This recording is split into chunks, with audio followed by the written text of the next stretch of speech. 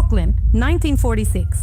A 13-year-old boy walked into a corner store and saw something that would change his life. A magazine, Physical Culture. On the cover, a man with a body carved from marble. The boy had 20 cents. He bought the magazine, started building weights out of concrete and broomsticks. 15 years later, he would wrestle a real elephant on camera. Won 7 gladiator films, trained the first Mr. Olympia, then walked away to become an opera singer. His name was Mark Forrest, born Lorenzo Louis Degne.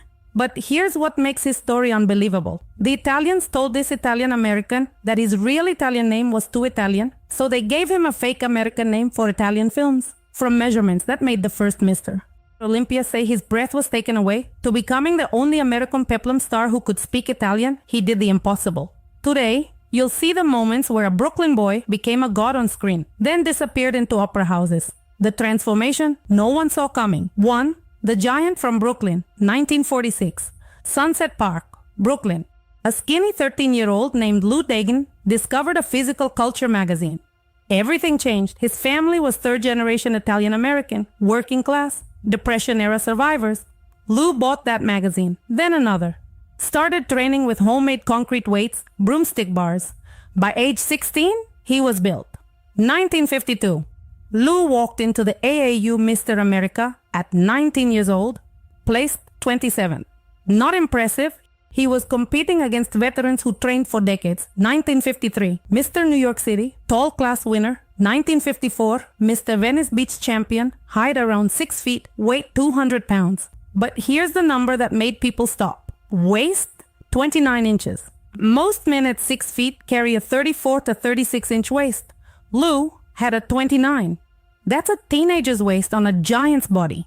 1958, a young bodybuilder named Larry Scott walked into a gym. He would become the first Mr. Olympia, and he saw Lou training. Here's what Larry Scott wrote, his words. His physique was simply sensational. His body simply took your breath away. When he walked in the gym, it almost got quiet. Breath taken away. From a man who would become Mr. Olympia, Lou made the room go quiet. This wasn't a gym champion. This was a Brooklyn kid who built his body with concrete and broomsticks, who turned professional silent. The measurements were real. The impact was remembered. 2. The name to Italian for Italy. 1958, Hollywood. As Steve Reeves starred in Hércules, shot in Italy, low budget. It became a phenomenon. Grossed $20 million worldwide. Italian producers realized something. American bodybuilders could print money. They started recruiting Ed Fury, Gordon Mitchell, Reg Park, and Lou Degne. Lou flew to Italy. Producers loved his look, his measurements. They wanted to sign him immediately, but there was a problem. His name, Lorenzo Louis Degne, Italian. Third-generation Italian-American from Brooklyn, spoke Italian, loved Italian culture.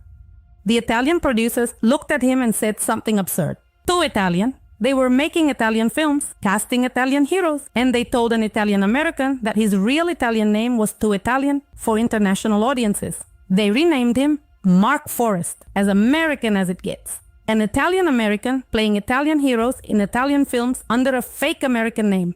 The irony was perfect. Lou Degne became Mark Forrest, and under that fake name, he would become the most prolific Italian strongman hero in cinema history. More films than Reeves, more than anyone.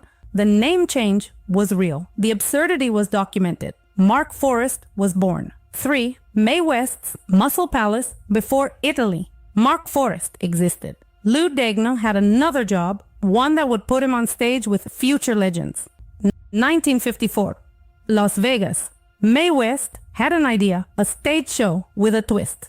The male dancers wouldn't be dancers. They'd be bodybuilders, muscles on display. Entertainment that was part Broadway, part bodybuilding exhibition. She recruited the best. Lou Degne, Ed Fury, Gordon Mitchell, and Mickey Hargitay. Night after night. Choreographed routines, flexing, posing. Las Vegas in the 1950s. Everyone who mattered saw that show. One night in 1956, Jane Mansfield sat in the audience. She watched Mickey Hargitay. After the show, she introduced herself. Within a year, they were married. One of Hollywood's most famous couples, because Mae West put bodybuilders on stage, and Lou Degne was right there, building connections, learning showmanship, understanding how muscles translated to entertainment. For 3 years, Lou was one of Mae West's muscle men, before Chippendales, before male strippers. Mae West was decades ahead. The show ended in 1957, and when Italian producers came looking, Lou had the body, the stage presence, the experience. Mae West's muscle palace was training for a career nobody predicted. The connections were real. Mark Forrest's foundation was built. 7 times a giant. 1959, Lou Degne, now Mark Forrest, arrived in Italy, signed a 3-picture contract, but they had no idea what they were getting. Most American bodybuilders in Italy couldn't speak Italian. Steve Reeves needed translators. Reggie Park struggled with dialogue. Mark Forrest walked onto Italian sets and spoke Italian fluently. 3rd generation Brooklyn Italian. Italian directors were stunned. That advantage made him irreplaceable. 1960, Goliath and the Dragon. His first lead role, playing Makiste. The film was a hit. Between 1960 and 1965, Mark Forrest made 12 Peplum films, but 7 cast him as Makiste, 7 times, more than any other actor in cinema history. Makiste appeared in dozens of Italian films from 1914 to 1965. Mark Forrest played him more than anyone else ever. Why? Because he spoke Italian, because he looked the part, because he could act. Not just flex. The Revenge of Makiste. Makiste, in King Solomon's Mines. Makiste, the strongest man in the world. 7 films, 1 character. A record that still stands. By 1963, Mark Forrest was Italy's most bankable strongman star. More films than Reeves, more consistency than Park. The only American who could do it all. The filmography is documented. Mark Forrest was the king of Makiste. 5. The elephant that wasn't active. 1960, on the Goliath and the Dragon set, Rome. Mark Forrest was about to film a scene that would become legendary. A fight scene with an elephant. Not a puppet, a real elephant. Live on set, 3 tons of animal. The scene called for Goliath to wrestle the elephant, defeat it with bare hands. They were going to film it practically. Viewers who watched the film couldn't believe it. The elephant looked drugged, moving slowly, swaying. Film historians suggested it was likely sedated, but sedated or not, it was still an elephant. Mark Forrest approached it. The cameras rolled. He grabbed it, wrapped his arms around the trunk, made it look like a fight between equals. The scene is watchable today on YouTube. In the film, you can see it. The real elephant, the real man, the real danger. Viewers still comment that the elephant looks miserable. This would never be allowed today. They're right, it wouldn't. But in 1960, in Rome, Italian producers pointed a camera at the bodybuilder and an elephant and said, "Go." No stunt doubles. Mark Forrest did it. The footage exists. The elephant was real. 6. The first Mr. Olympia's teacher. The 1958, at Gold's Gym, Venice Beach, before Italy. Lou Degne was training, and Larry Scott walked through the door. 20 years old, trying to rebuild a competitive physique. He saw Lou train, approached him, asked for help. Lou agreed. Over the following months, Lou taught Larry something revolutionary, a training philosophy called pivot points.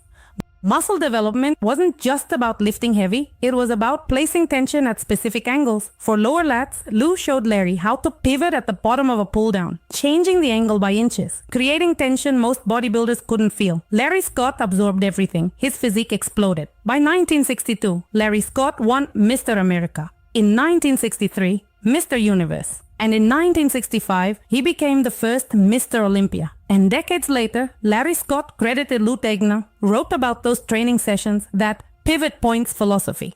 His body simply took your breath away. When he walked in the gym, it almost got quiet. The first Mr. Olympia saying his breath was taken away by Lou Degne. Mark Forrest went to Italy, made 12 films, then disappeared from bodybuilding. But his influence? It won the first Mr. Olympia. The teaching was real. The impact was documented. The legacy was permanent. 7. From gladiator to tenor. 1965. Mark Forrest walked off an Italian film set for the last time. 12 films in 5 years, and he was done. Because Mark Forrest had another dream, opera. Since childhood, Lou had loved music, singing, classical compositions, but films had taken over. Now, the Peplum genre was dying. Mark Forrest was free. He enrolled in vocal training, serious study, bel canto, the Italian method prioritizing beauty of tone and breath control.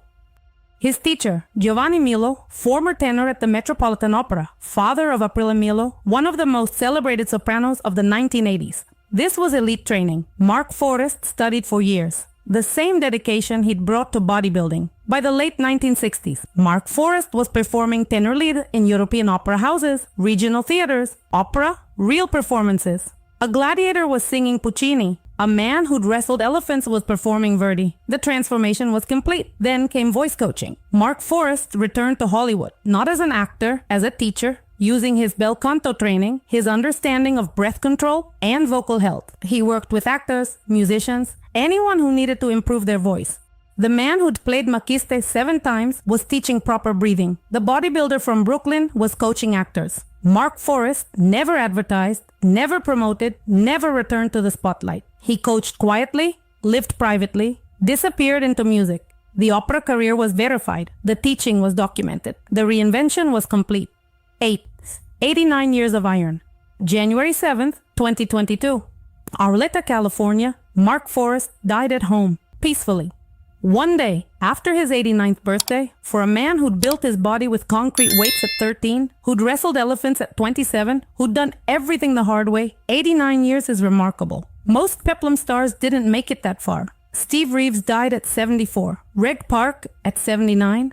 The physical demands take a toll, but Mark Forrest lived to 89, still training into his 80s. The man who'd started lifting concrete weights never stopped, not until the end. His final years were quiet, private. He distanced himself from his film career decades earlier. When Film Historian remembered, he was very pleasant, but it was obvious he wasn't interested in revisiting that part of his life. He got far more joy from opera and voice coaching than acting. Mark Forrest had moved on. The 12 films were a chapter. They'd funded his music training, allowed him to pursue what he actually loved. He died without major obituaries. No New York Times tribute. No Hollywood Reporter retrospective. Brief notice from Italian wire services. The quiet departure of a man who'd chosen privacy. But the films remain. 12 muscle epics. 7 Makiste appearances. The most prolific Italian strongman hero in cinema history. And somewhere in Hollywood, voice students who worked with Mark Forrest have no idea they were taught by Makiste, by the man who wrestled an elephant, by the Brooklyn kid who became Italy's strongest man, then walked away to sing. He lived 89 years, died the day after his birthday, spent half a century hidden in plain sight. The longevity was real. The privacy was chosen. The legacy was earned. You've seen the measurements that made the first Mr. Olympia silent, the 29-inch waist, the body that took breath away. You've seen the name change that made no sense, an Italian-American renamed to sound less Italian for Italian films. You've seen Mae West's Muscle Palace, where Mickey Hargitay met Jane Mansfield, where Lou Degne learned to perform. You've seen 7 Makiste films, more than any actor, the only American who spoke fluent Italian. You've seen the elephant, real, 3 tons, wrestled on camera. You've seen Larry Scott's teacher, the pivot points that built the first Mr. Olympia. You've seen the gladiator become a tenor, studying with Metropolitan Opera trainers. And you've seen 89 years. Born in Depression-era Brooklyn, died in modern California. Mark Forrest didn't leave medical records, didn't give interviews, didn't preserve his story. He walked away from fame, chose privacy, disappeared into music, but the films exist. 7 times, Makiste, the most prolific Italian strongman hero in cinema history. Which moment shocked you the most? The elephant wrestling that shouldn't have been allowed, the 29-inch waist that made Mr. Olympia silent, the 89 years that defied the odds? If you enjoyed this story, hit the like button. It means the world to us. And let us know in the comments, which other forgotten old Hollywood musclemen should we cover next? We're listening. Thanks for watching. More impossible transformations coming soon.